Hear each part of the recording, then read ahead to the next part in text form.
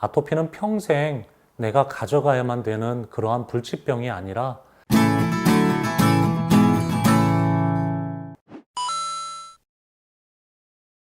아토피의 효과적인 치료는 그 환자분의 상태에 대해서 정확하게 평가하고 객관적으로 아는 데서부터 시작이 됩니다. 물론 눈으로 봤을 때 증상이 심하고 심하지 않은 것도 알 수 있지만 그것만 가지고 치료의 기준, 환자분에 대한 평가로 삼기에는 부족한 면이 있죠. 예를 들면 피부 증상이 아주 심했던 아토피 환자분이 내원하시기 전에 한 일주일 정도 스테로이드를 복용을 하거나 발라서 눈에 보이는 증상이 많이 호전되었다고 해서 그것을 아토피가 근본적으로 좋아졌다고 말할 수 없는 거죠. 그렇기 때문에 객관적이고 전문적인 검사가 필요한 것이고요. 또 이런 과정을 거쳐야지만 본인의 아토피가 어느 정도인지, 정말 심한 상태인지 가벼운 상태인지, 또 다른 아토피 환자분과 비교했을 때 내 몸의 상태가 어느 정도인지 그런 것들을 좀 구체적으로 알 수 있는 거죠.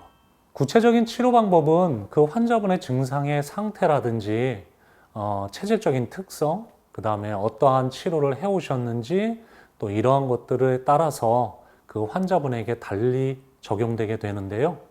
이렇게 어떤 증상에 따라서 그 환자분에 따라서 양안방 통합 치료와 개개인의 특성에 맞는 적절한 관리만 유지될 수 있다면 아토피는 평생 내가 가져가야만 되는 그러한 불치병이 아니라 치료를 통해서 충분히 증상을 조절할 수 있고 마지막에는 어떤 약물 치료나 이런 치료 없이 개개인의 관리를 통해서 일반 사람들처럼 일상생활을 유지할 수 있는 그러한 단계에 이를 수 있습니다. 첫 번째, 염증 치료기는 우리 몸에 있는 급성 염증과 만성 염증을 치료하는 시기입니다.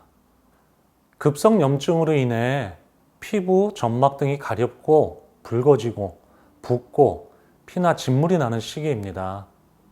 눈에 보이는 급성 염증을 빨리 진정시키지 않으면 다른 어떤 치료도 도움이 되지 못하고 2차 감염이나 색소 침착 등 후유증도 많이 남기게 됩니다.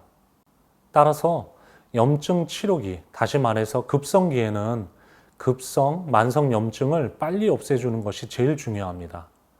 아울러 아토피 치료가 시작되는 시기이기도 하기 때문에 정확한 검사를 통해서 치료의 계획을 세우는 시기이기도 합니다. 두 번째는 면역 안정기입니다. 세포의 면역 조절 기능을 회복시키고 안정시키는 시기죠. 눈에 보이는 피부의 염증으로 인한 급성 증상은 진정시켰으나 아직 근본적으로 몸 안의 면역 기능의 불균형은 해소되지 않아서 그 상태에서 그냥 두게 되면 아토피가 재발할 가능성이 높은 시기입니다. 따라서 이 시기에는 피부와 몸 안의 염증을 제거하는 치료를 유지하고 알레르기 반응을 일으키는 항원을 꾸준히 차단하면서 몸 안에서의 면역 안정을 추구하는 시기입니다. 세 번째, 세포 재생기는 더 이상 약물 치료에 의존하지 않도록 세포를 건강하게 재생시키는 시기입니다.